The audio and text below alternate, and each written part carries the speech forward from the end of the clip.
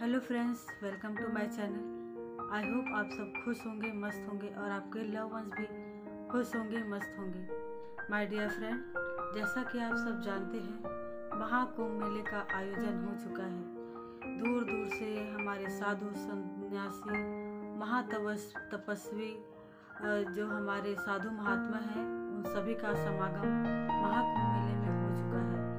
हमारे भारत इंडिया के लोग मोक्ष प्राप्ति के लिए महाकुंभ मेले का इस बहुत बड़े दिव्य अलौकिक और भव्य मेले में जाकर स्नान कर रहे हैं, मोक्ष प्राप्त कर रहे हैं। माय डियर फ्रेंड, क्या आपको ये नहीं लगता कि क्या सिर्फ हमें बाहरी अनावरण, सिर्फ शरीर के स्नान से मोक्ष प्राप्ति हो सकती है?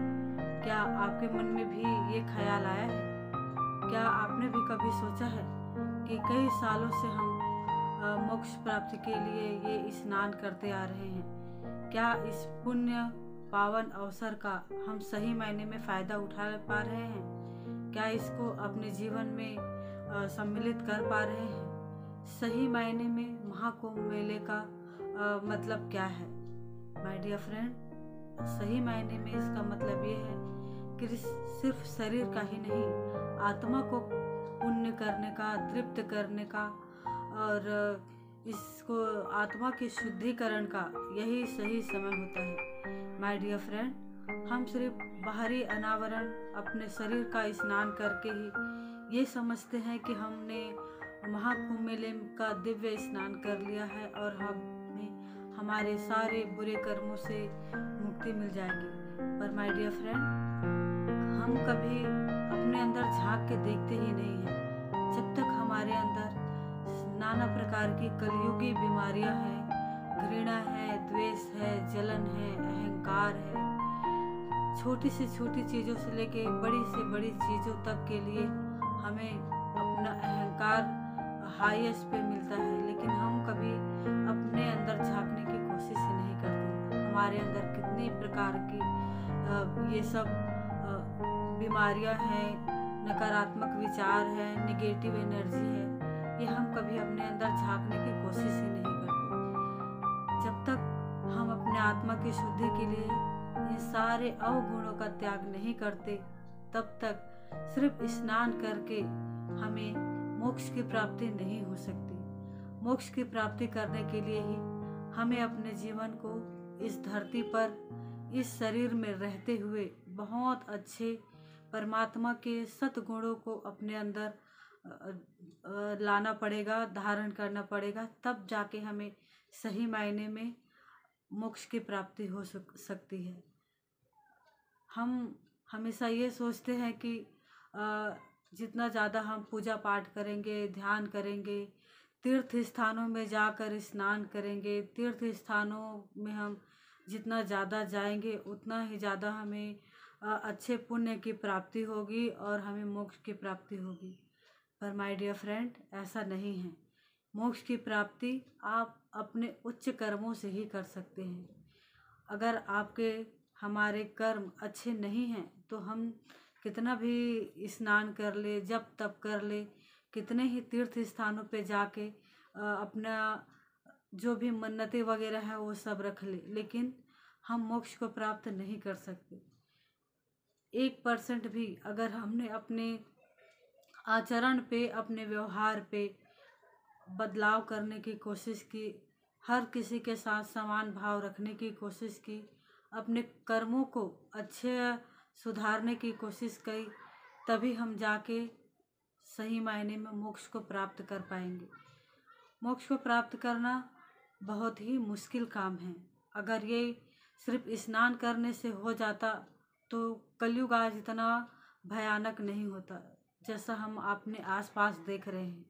कलयुग अपने हाईएस्ट पर पहुंचते जा रहा है और ये सब हम इंसानों के आदत, व्यवहार, अवगुण और जो हमारे अंदर नाना प्रकार की नेगेटिव एनर्जी, विचार भरे हुए हैं, उसी की वजह से है।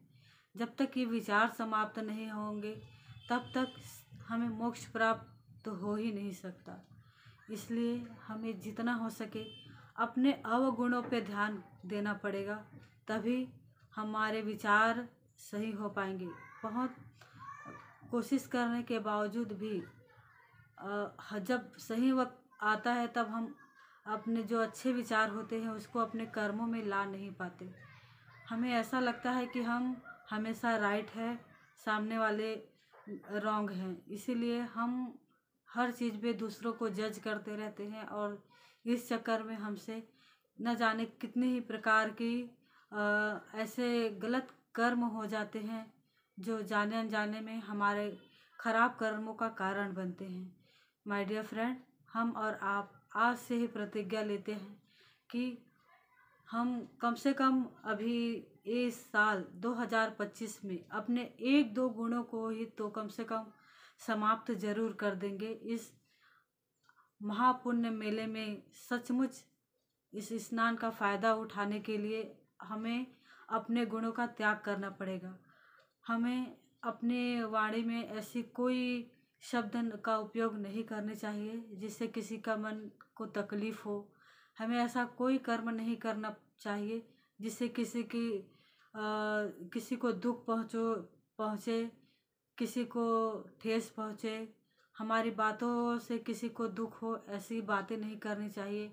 हमारे व्यवहार से हम किसी को तकलीफ़ हो, ऐसा व्यवहार नहीं करना चाहिए।